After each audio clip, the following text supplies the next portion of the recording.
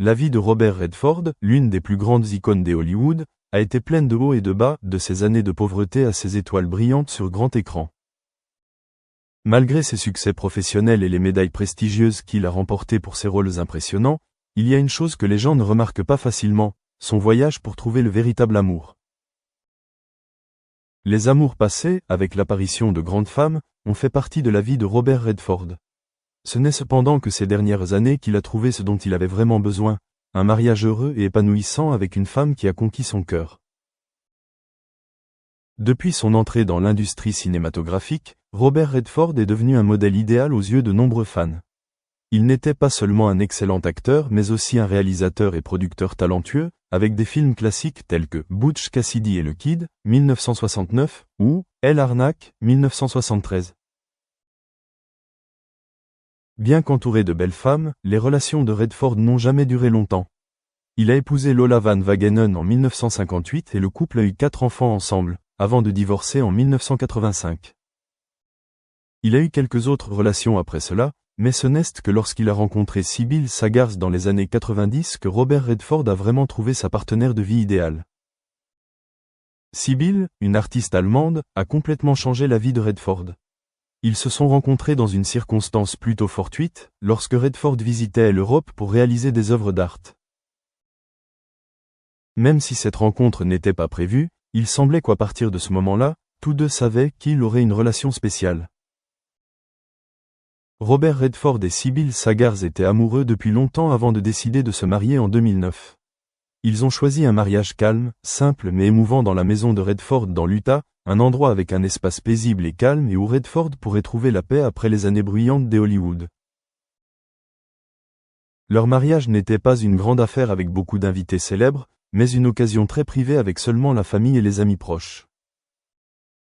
Dans une récente interview, Robert Redford a admis que même s'il avait déjà eu des relations auparavant, c'était la première fois qu'il avait vraiment l'impression d'avoir trouvé son partenaire de vie idéal.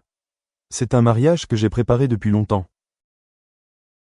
J'ai l'impression d'avoir trouvé le meilleur partenaire de ma vie, a partagé Redford avec joie. J'étais tellement excité par ce mariage, non pas parce que je suis une célébrité ou que nous avons un statut, mais parce que nous nous aimons vraiment et que nous voulons passer le reste de notre vie ensemble. Pour Redford, l'amour n'est pas quelque chose qui vient facilement et ce n'est pas quelque chose qui peut être prédit.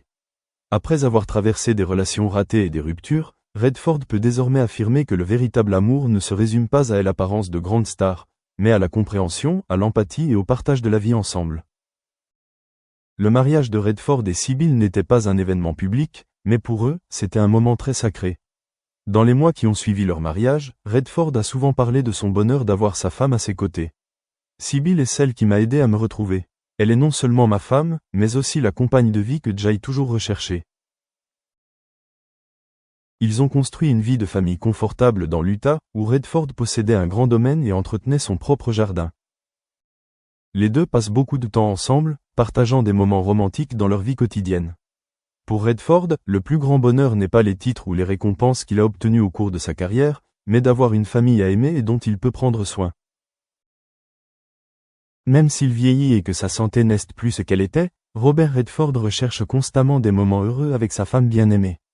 Leur mariage n'était pas seulement une étape importante dans sa vie, mais aussi une affirmation que l'amour, même tard dans la vie, peut encore apporter joie et paix. Dans une récente interview, Redford a admis qu'il était très heureux de sa vie actuelle. « Je ne me sens plus seul », a-t-il partagé. Depuis la naissance de Sybil, tout a changé. L'amour n'est pas quelque chose de vague. Il est réel à chaque instant passé ensemble. Le mariage de Robert Redford et Sybil Sagars n'était pas un événement important ou bruyant. Cependant, c'est la simplicité et la sincérité de leur amour qui ont créé un mariage magnifique et complet. C'est une preuve claire que peu importe le succès et la renommée d'une personne, le véritable amour est toujours quelque chose que tout le monde désire. Et pour Robert Redford, il a enfin trouvé le partenaire idéal avec qui passer le reste de sa vie. L'amour et le mariage de Robert Redford avec Sybil Sagars sont devenus une belle histoire, prouvant que malgré les hauts et les bas de la vie, les carrières chargées et parfois la solitude dans les moments importants, le véritable amour peut toujours venir et rendre tout parfait. Leur relation n'est pas seulement une union de deux personnes amoureuses mais aussi une camaraderie, partageant les difficultés, les joies et les moments calmes de la vie. Robert Redford n'est pas étranger à la célébrité et au feu de la rampe. Depuis qu'il a commencé sa carrière d'acteur dans les années 1960, il est devenu l'une des plus grandes stars des Hollywood.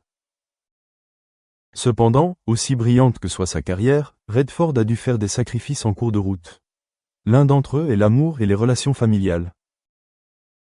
Au cours de plusieurs mariages ratés et de romances éphémères, Redford a lutté contre des sentiments de perte et de solitude. Mais au moment où il rencontre Sybil Sagars, sa vie a complètement changé. Sybil n'est pas une célébrité, mais une véritable artiste avec une vision profonde de l'art et de la vie. C'est ce qui a attiré Redford, qui était toujours à la recherche d'authenticité. That is going to be shifting, and that's also going to increase the participation where people can actually take completely online, earn online degrees, and the ministry, CAA, for example, is open to that possibility, and that was not really perhaps something that was available like prior to the pandemic.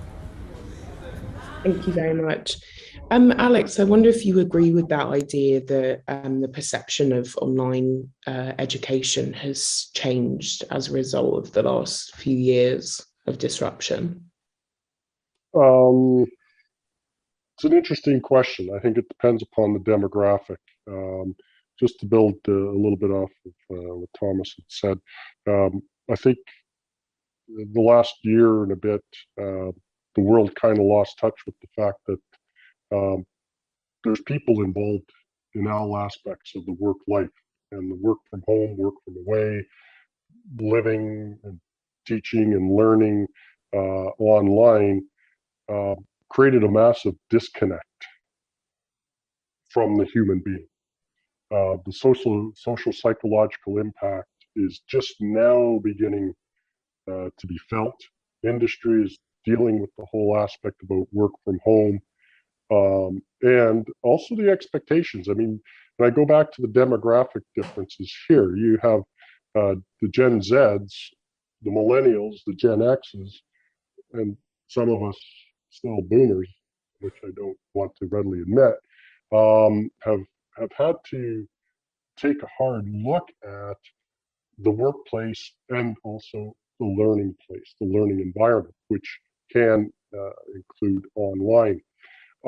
Let's not kid ourselves. Online learning is just an evolution from 40 years ago when the first correspondence courses were being delivered. When you received a package and you studied and you sent back your assignment, you sent back your project and it was marked. And then cassette tapes came along. Okay, so this is nothing new. Let's not kid ourselves. Okay, this has been around for a while. So now this is just a different form of technology delivery, providing access to knowledge and education. But what is becoming evident is that social psychological impact, not just on a screen like this, but in a physical, face-to-face conversation, collaborative conversation in a classroom, in a lab, is absolutely critical to successful learning.